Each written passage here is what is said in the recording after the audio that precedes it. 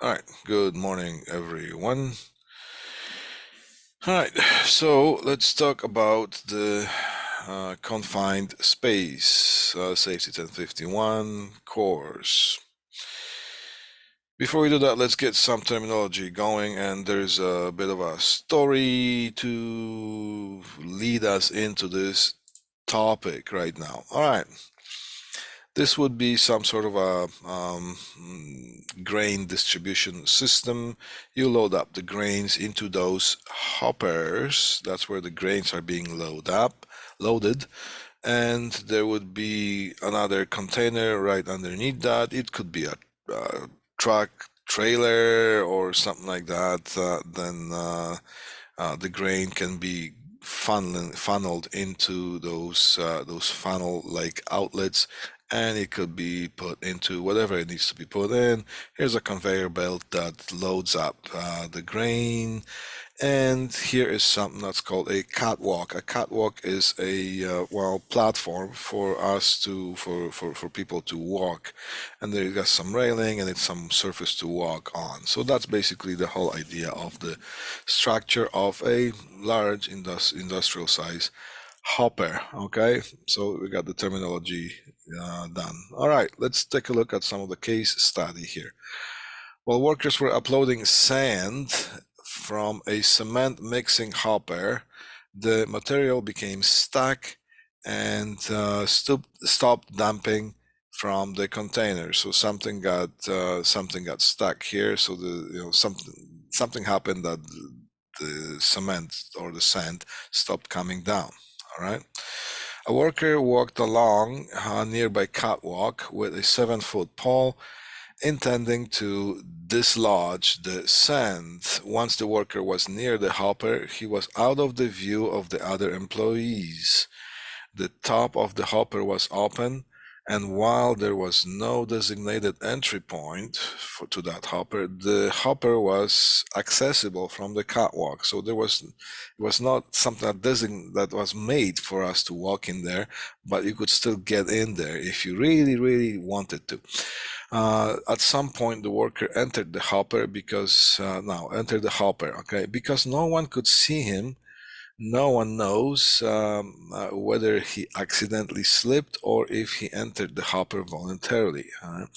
When the sand became dislodged, it began moving again. Coworkers saw the 7-foot pole fall out of the bottom of the hopper with the sand, but they were unable to locate the worker on site and realized he must have fallen into the hopper. Eventually, rescuers extracted the worker from the bottom of the hopper and administered CPR, but unfortunately he succumbed to his injuries a short time later. It's a case study, which means something like that has happened, right? Or, case studies could be made up, but that sounds like something that really has happened. All right. Key takeaway from this case study: the worker entered the hopper without a confined space plan and without proper training. The open hopper should have been guarded or sealed to prevent unauthorized or accidental entry. A simple grate or other barricade over the hopper could have prevented his death. All right. Today we're going to talk about confined space. Sorry, that zipper here. A confined space is a space that is large enough for a person to enter and work. It has limited or restricted means of entry and exit. So, even though somebody can enter that space and work there, it is not designated or designed for continuous occupancy. So you can't set up an office in a confined space. There's some Ontario regulations, but wherever you are in the world, you will have some sort of regulations that apply to your area there. which would be some similar thing. According to Ontario rules and regulations, a confined space means a fully or partially enclosed space, subject to following. A,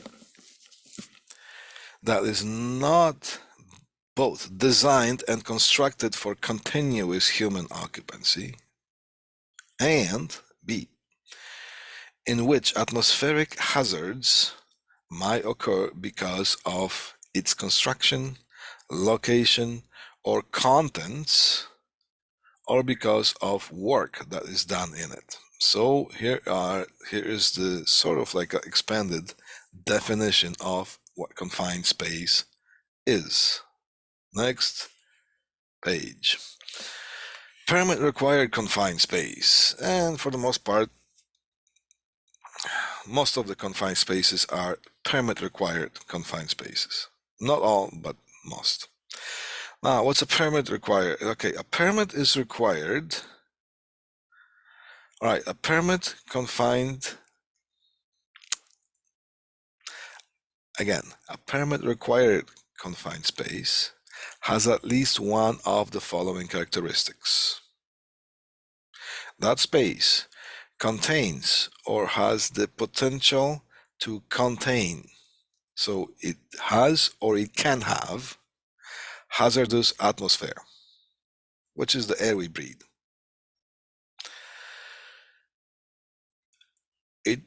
It contains a material that has the potential to engulf an entrant. What's engulfing? Engulfing is basically, well, surround, enclad, overwhelm physically, encapsulate, hug, all right? It has internal configuration such that an entrant can be trapped or asphyxiated. What's a configuration? A configuration is the way things are arranged. It could be the way the equipment is arranged, that it's not really comfortable to walk around, or there could be equipment that is not guarded with some moving parts because humans are not supposed to be there. So once the door is closed, if there are some moving parts or spinning spindles or whatnot, that would be the configuration, the way it's physically arranged, right? Also the configuration could be, there could be some chemicals involved as well, that can basically asphyxiate you, which means make the air not breathable. You won't get enough oxygen, so you can be overwhelmed or die due to lack of oxygen. Or it contains any other recognized serious safety and health hazard. So here is a permit required confined space.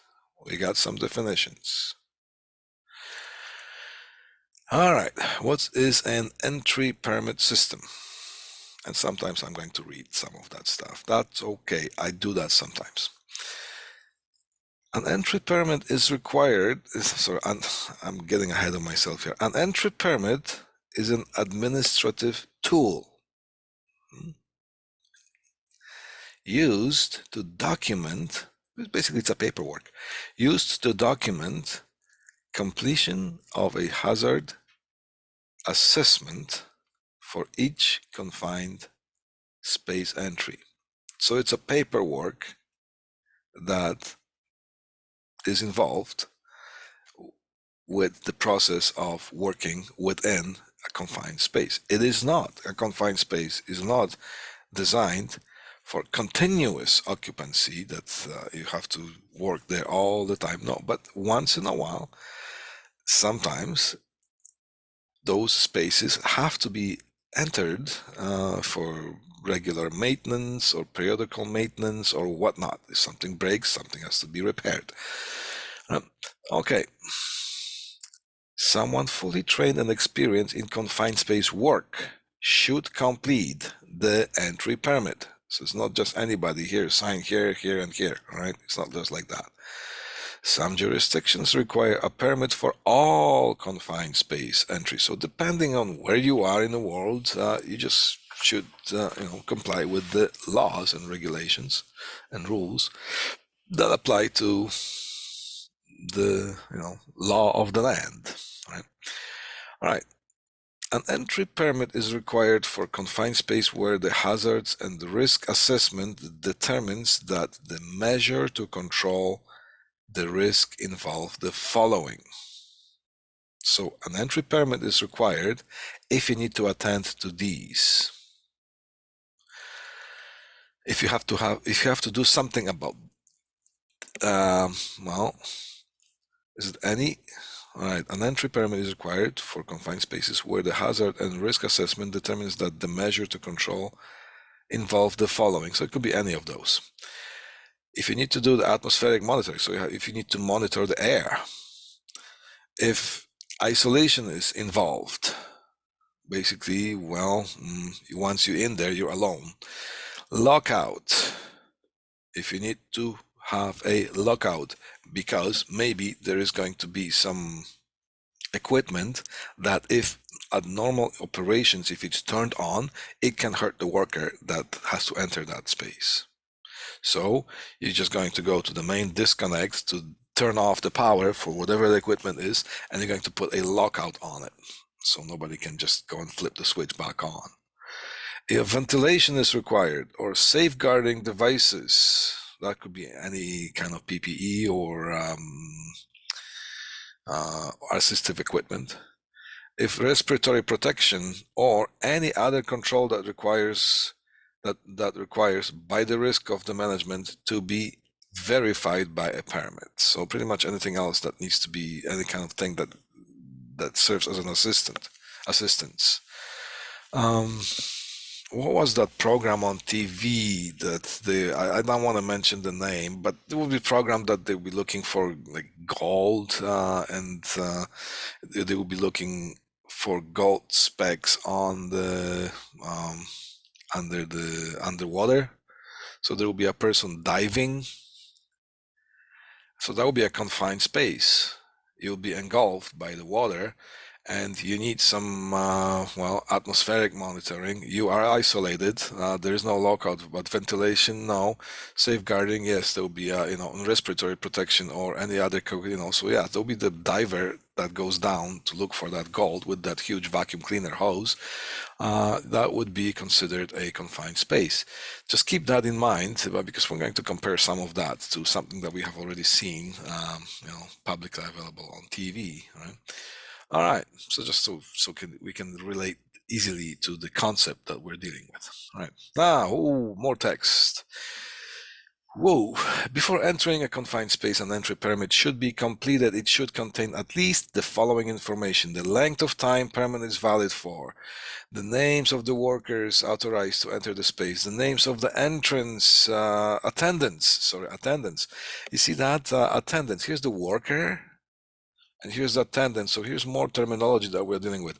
When we're dealing with that person looking for the gold on the ocean floor or something like that, and there's a boat on top, and there's that person that's on top monitoring all the oxygen pump and the air pump or whatnot, and making sure that nothing bad is happening. And at any given time, if something goes wrong, they have actually a plan of what to do to basically to bring that person back to the surface. And also the attendant, if you notice, they constantly keep the conversation going with that person, and not just because they are bored and they want to have someone to talk to, but through that conversation, that attendant is monitoring the state of the person who is below the surface, just to look for signs that maybe some of the speech of that person becomes a little bit messy or whatnot. So then they would look for those signs of any kind of trouble. Right? and just to make sure that the person is still alive. Right. So there's a worker and there's the attendant. Right. Also keep that in the back of your mind.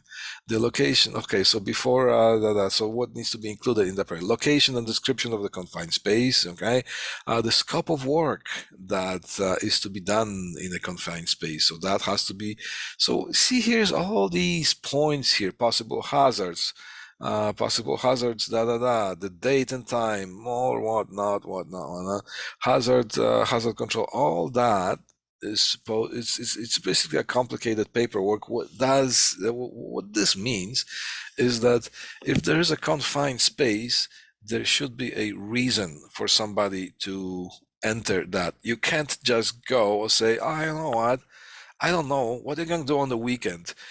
Well, I think I'll cut my grass, and then after that, I'm going to go and enter some confined space just to see what's in it. You can't just. There's got to be a reason for that, for anyone to enter that, and that all should be documented with proper details by someone who's trained to do that, and something that's called a competent person, which means that the person is allowed to do that kind of stuff because of the training that they have received. The entry permit should be posted at the confined space and remain so until the work is completed. The employer should keep a copy of the completed work permit on file. All right, so yeah, that was easy. See, we just went through this whole thing. Definitions. Let's take a look at some definitions. What is a hazard versus a risk? Hazard is something that can cause harm. For example, toxic gases or a big monster around the corner, something like that. Right? So that's a hazard. It's something that can cause harm. Risk. Risk tells us the chances of that happening.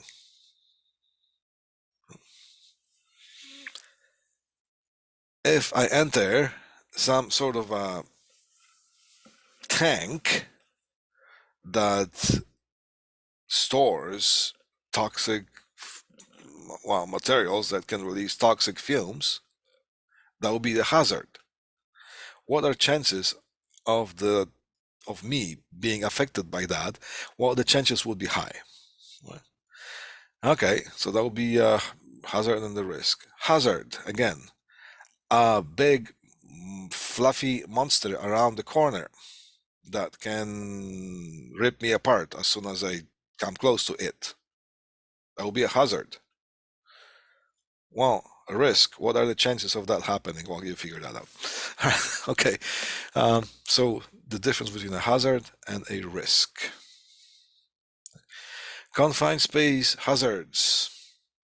So the dangers, type of dangers. Right?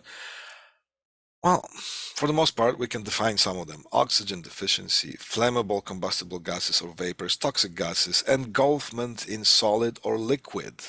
Engulfment is basically drowning in something. High noise levels, that's a hazard. Grinding, crushing, or mixing mechanisms, that would be the part of the configuration type of hazard. Configuration, right? Otherwise, extreme temperatures, chemicals, and lack of lighting, just to mention a few. These are not the be all and end all things of hazards that could occur in a confined space. All right. I'm pretty sure when you drive around the countryside, you would see something like this. This would be the silos. And look, there's something that, there's an entrance. That's what things look like inside one of those, sort of. Right? What would be the hazard here? Well, the hazard here could be many. It could be lack of lighting, but if you turn on the light, okay. There could be lack of oxygen because maybe there's no enough ventilation, but yeah, all right. The biggest one, the most dominant type of a hazard here would be engulfment. Someone can be engulfed by whatever the contents are here. This would not be a really happy situation to see someone like that. Now over here, let me zoom in a little bit. Over here, what would be the type of hazard? Someone can be injured due to the configuration of this room. Look, is there a comfortable way of walking around things? Well, all right, there's some way, like a couple of steps. You can just go from one place to another. Yeah, all right, but you really have to be careful because there are a lot of moving parts, and if you're not careful, you can get yourself hurt. So the type of hazard over here would be considered as configuration. All right, over here. Let's say this reserve pit is a permit required confined space because of its potential to contain hazardous atmosphere and to drown a worker.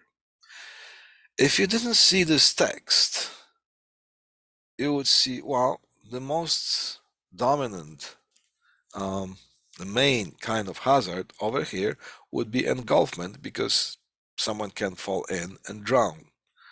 Well, in some cases, yes, it is true, but in some cases, you gotta make sure that you don't overlook some other things. This might not be water here. Yes, it could contain water, but it could be contaminated with a lot of hazardous chemicals that they can produce toxic vapors. So there is a fence there and at certain distance. So you don't come too close to that. So if you get close enough, you're going to start breathing those fumes, those vapors that are being produced by this whole body of whatever that thing is. And you can be overwhelmed by that, and then you can fall in and drown.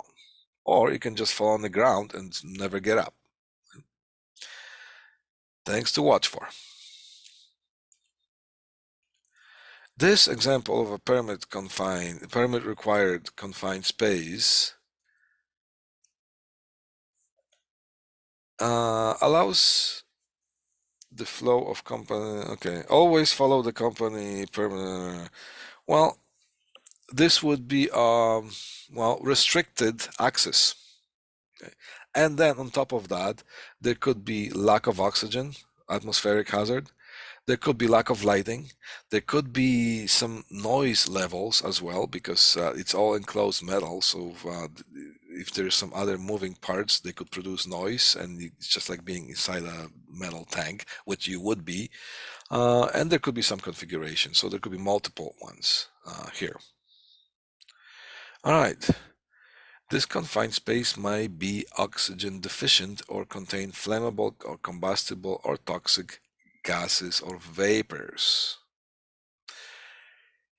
Well, this is not a official training that you're going to get a ticket that you can do that, but the purpose of this lesson is to make you aware of what you have to be dealing with. So, uh, this part of class is going to give you that knowledge that you're going to be knowledgeable enough to be not dangerous, right? So if somebody asks you to enter, so maybe at least you could identify some of that, some of those confined space. I'll give you an example. Years and years ago, long time ago, I worked for a company that we used to install a bunch of, electronic data systems. And my partner and I were sent for a service call, and the purpose of that would be just to run additional data cable from one place to another. And once we got there and we assessed the situation, we found that we had to go and walk underneath a commercially run swimming pool. Just as soon as we walked in the area that we could walk underneath or crawl underneath that swimming pool, I was overwhelmed by a strong, strong smell of chlorine. We approached that area under the swimming pool. There was a big, kind of like a cavity walk space or crawl space, and that smell was significantly stronger to the point that I was beginning to receive my signs in my brain, and those signs were telling me, get out of here, get out of here, get out of here. Yes, and I would feel some kind of like almost like burning sensation in my nose. So I just got out of there. So look, this is a confined space. If I didn't know some of that stuff, I would just try to, well, maybe, okay, you gotta tough it out. Don't tough it out. Right?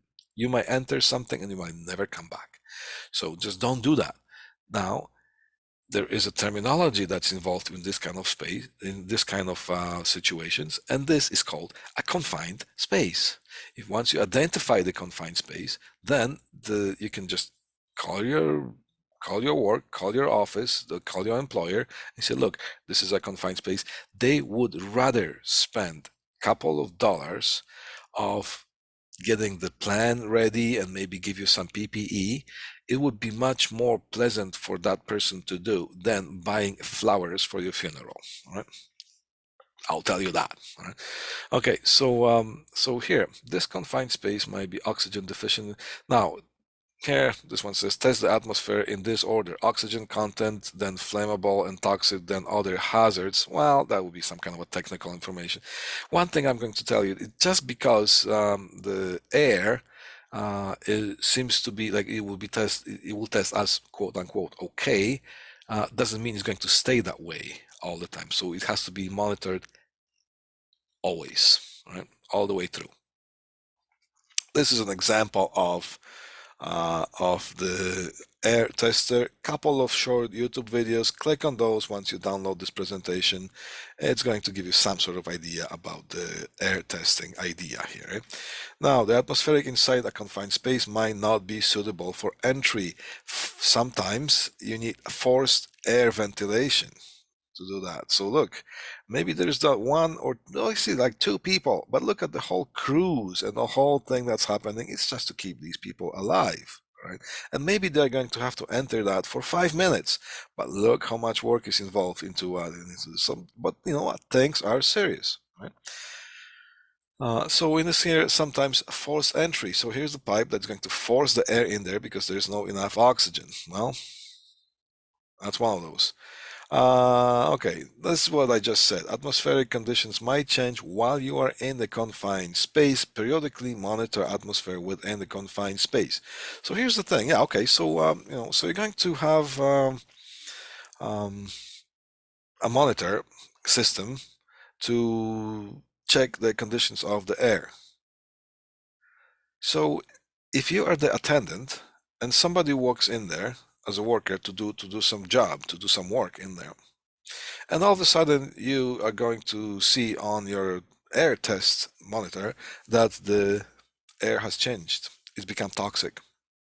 And you can see that the person is not moving there. What are you going to do? You got to have a plan. It has to be that's why the permit is made with such detailed description of anticipating any kind of situation and having a clear plan of what your ability to do something about it rather than oh wow something is happening okay, can you call somebody, what do we do? And in the meantime that person is not moving there, right? So when it comes to that confined space, there are two things I'm going to tell you. When you are going to be required to work in that, you will receive a specific, a job specific, situation specific training official to the job and the situations you'll be dealing with. Right? You're going to get that training. Plus, you are going to, in most of the cases, you're going to have to maintain the training. So you're going to have to take it periodically, repeat the training, and so on. And that is going to show you what exactly you need to do when something happens. Right? Sometimes you're going to, well, I used to work for one of, like, I worked a lot during the last 35 years or so. And there was one company that I worked for, maybe it could be the same company, who knows. Um, but we had the contract with some of the stores or the convenience stores that were placed on gas stations. So it would be, it's hard to say, was it the convenience store with the gas station attached to it, or was it a gas station with a convenience store? You know what I mean, right? So the job was for us to go and replace a bunch of modems in specific number of stores for a newer model or something like that. The job involved the job involved um, getting in there, going to the back of the store, finding the modem, taking it off the wall, unplug it, unpack a new modem, put it on the wall, plug in the connections, and go to the whoever was at the store, go sign here and here, thank you, goodbye. The work that we had to do was, as far as the hazardous situation, would be no different than somebody walking in to that store and wanting to buy a pack of chewing gum.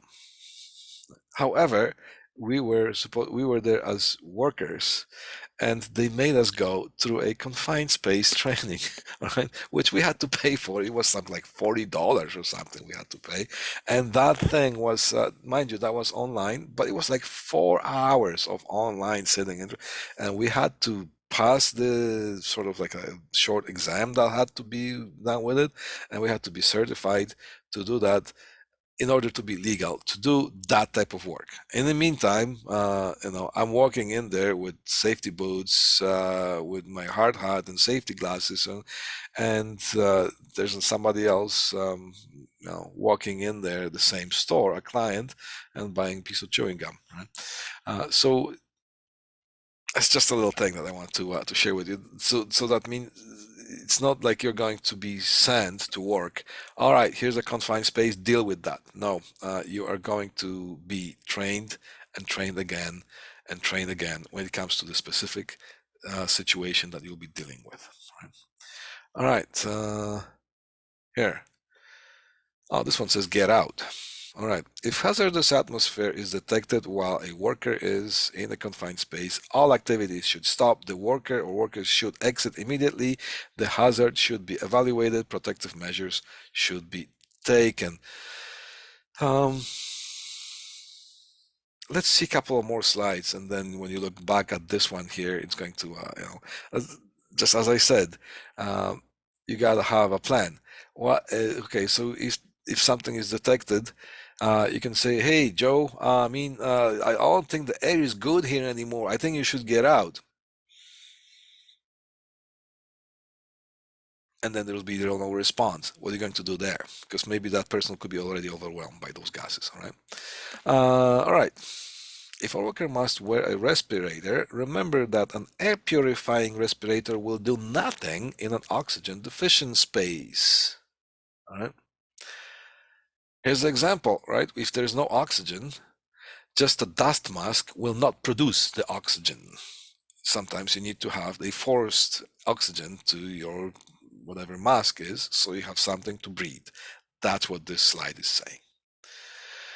Adequate light illumination should be provided where lighting is limited. In some cases, explosion-proof lighting might be necessary. Okay, so here's an interesting example. Well, you need light to see in order to work, in order to not get injured, in order to know where you're stepping, where you're walking and walking into or out of it or into. Excuse me. um, so lighting should be provided. However, not just any lighting, because sometimes there could be, mm, well, explosive vapors there. If you just have a regular lighting, remember, you probably have studied something that's called a bounceless switch or a bouncing of a switch. Every time you turn on a switch, there's a tiny little spark that's happening on the contacts of the switch. You turn that on, if there are vapors on, you're providing a spark, well, guess what? Boom, right? That's why if in your house, if you detect a gas leak, you smell a gas, or you smell, or the gas detector starts beeping at you, and it's not like a weak battery, change the battery, it's actually a signal that telling you that it's detecting some of that stuff. It's not a good idea to turn on and off the lights. I'm just going to give you that idea here. All right, some confined space might contain mixing or crashing mechanisms or other hazards that need to be turned off. Whatever. Here.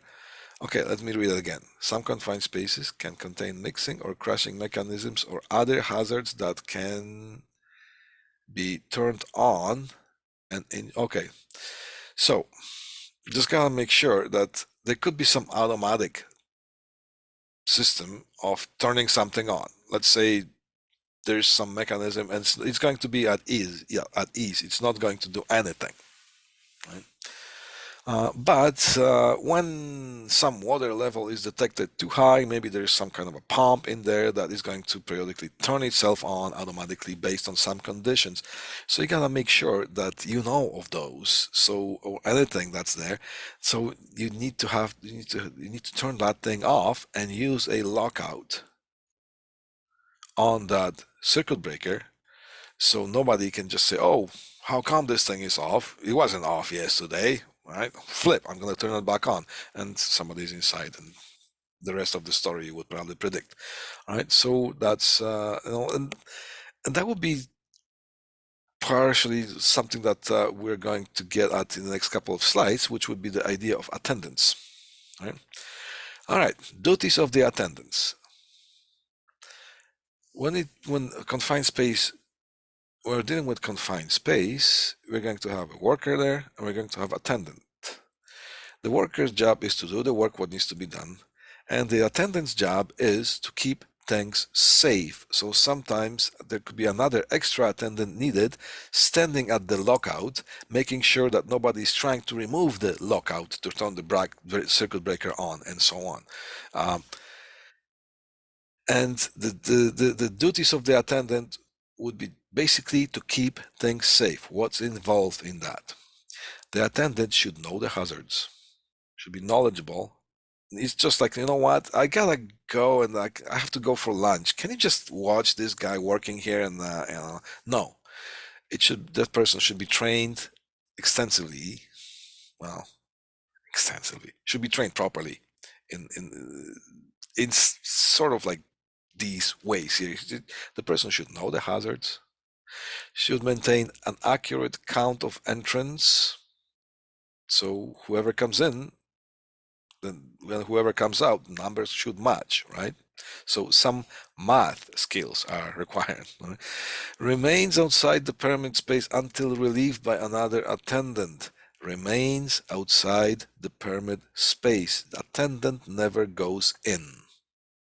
The reason for that is that if there's some hazard is going to activate itself, if the attendant tries to go in there, they can also be overwhelmed by the same thing, and then there'll be no one to call for help. So attendant remains outside the permit space until relieved by another attendant. Usually that will happen if there's some long work that needs to be required, but there's a whole system probably developed for that. But usually that's the attendant would continue to be from beginning to the end. Now, the attendant maintains regular communication with the entrance. We mentioned that already. Monitors the conditions inside and outside of the permit space. In a nutshell, duties of the attendant. Continuing, an attendant should summon or call the rescue services when needed. Well, don't call them when they're not needed, right? Ensures unauthorized personnel do not enter the permit space or affect the operations. So nobody gets in there except the people who should go in there, and nobody is going to affect what's happening right now. So you want to talk to me about the last baseball game or something? You know what? Talk to me later. Can't talk to me now. I'm working. I am an attendant, and my job is to make that person safe who is inside there. Do not distract me. All right. Performs non-entry rescues. We already mentioned that. Performs no other duties that might interfere with primary duty to monitor so you can't send somebody to be a attendant and say, yeah, okay, you're just going to stand there while the other person is working. So while you do that, can you sort these from me, separate the nuts from the bolts or something like that? Okay. No, that person duty is just to be concentrating on the duties of the attendant. If, well, sorry, it is possible for a worker to be overcome by a sudden change in atmospheric. Yeah, okay. Like the Queen's Guard. Yes. Okay, yeah, got it. um, well, yeah, you're correct. It is possible for a worker to be overcome by a sudden change in automatic atmospheric condition. Ensure that a rescue procedure is in place so you don't have to figure things out what to do. Okay, what do I do now? Now, everything should be in place. So if something happens, the reaction should be immediate and it should be practiced and it should be executed with confidence, if I may say that. Additional concerns. Noise. Amplified due to acoustics of the space damages hearing and affects communication. Well, affects communication is one thing, but if somebody can have their hearing damaged, then can affect, it can affect the person, right? Slippery or wet surfaces. Just keep in mind that there are no cleaning crews going in there. So there could be some oil spills. Could be one. Just make sure that you're aware of things like that when you're assessing some of the situation. Personal protective equipment. More common PPE such as hard-toed boots. I like that. They're not saying steel-toed boots because technology has developed. Anyways, safety glasses, face shield, gloves, and or must be worn when needed. And there's another additional concern. It could be heat, hot work. Do not attempt to go in the residential or commercial ceiling space in the middle of the day in the summer. You will not last 5 seconds in there. If you think you can tough it out, please get this thing out of your mind. I've seen what happens when somebody tries to tough it out and they will be pulling that person out, and it's just not very comfortable thing to be pulled out of the ceiling space with all those studs and joists being there. Mm. And it causes a lot of trauma to the person who can be overcome by the heat and people around that too. Right? Applicable standards. Ontario Regulation 63205 confined spaces requirements before any worker enters a confined space or begins related work with respect to the confined space. The lead employer or in case of a project, the constructor shall prepare in a coordination document to ensure that the duties imposed employees by sections blah blah blah. Okay, this thing here says to you that look, it's not a suggestion, right? It's the law, and if you don't follow this, if you neglect to follow some of the procedures, there could be some consequences of like hard legal consequences, because you know what, confined space, lives are at stake. It can affect somebody's life. And there's more thing that's showing you that things are legal, applicable standards, applicable. What is the responsibility of an employer? Your employer is responsible for providing atmospheric testing equipment, if necessary, providing ventilation equipment, providing and training on confined space permits, written program developing. So the employer should give you all the tools that you need if they require you to enter a confined space. Well, is it that you're not just a dummy that you're going to follow the orders, and if something happens, it's not my fault. Yes, some things, if they happen, they can be your fault because you also have responsibilities.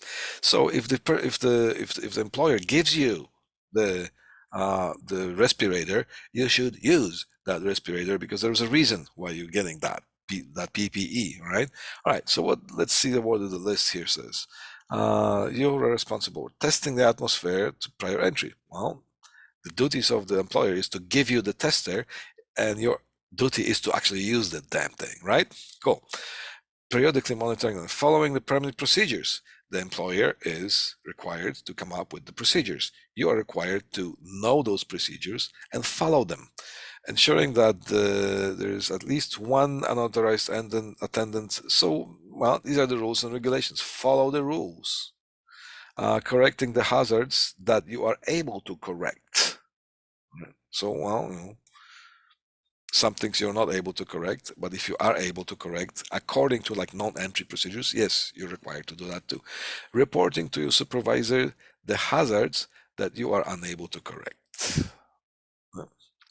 For next time, please make sure that that door has a fixed hinge because it can fall off. Things like that, right? Always remember, test the atmospheric prior to entry. Never enter a confined space if the atmospheric conditions are not suitable. Well, that's kind of no-brainer. However, right? Ensure that the attendant is outside the confined space at all times. Follow your company confined space permit. This was the last slide, and we have done this class 5 minutes. Well, that's a good time to finish this class. All right, guys and gals, it's not almost Friday today. It is actually a Friday. So, well, tomorrow is going to be Saturday. And by following my philosophy, tomorrow is going to be the first day that is almost Friday. Again, that's the beauty of things. Cool. Happy St. Patrick's Day. And be safe out there. Don't do anything that you wouldn't write home about. And I'll see you when I see you. Thank you, guys. Have a good one.